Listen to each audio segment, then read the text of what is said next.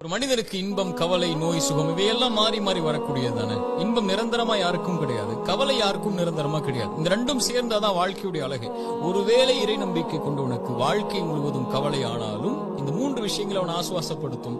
முதல் விஷயம், வலல் ஆஹிரத்து கைருல் லக மினல் ஊலா, இந்த உலக வாழ்வை விட மறு உலக வாழ்வு மேலானது. இறைத்தூதருடைய கவலையை போக்குவதற்கு இறைவன் இறக்கிய வசனம். இரண்டாவது, உமர் அவர்கள் இறைத்தூதருடைய ஏழ்மையை பார்த்து அழும்போது உமரை பார்த்து இறைத்தூதர் சொன்னார்கள், உமரே நீ பொருந்திக் கொள்ளவில்லையா அவர்களுக்காக இந்த உலகம் நமக்காக மறுமை இருப்பதை.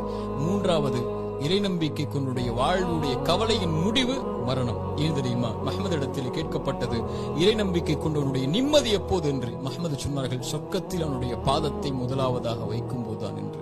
மனசு நல்ல பதிய வச்சுக்கோங்க இந்த வசனத்தை. வலல் ஆஹிரத்து கைருல் லக மினல்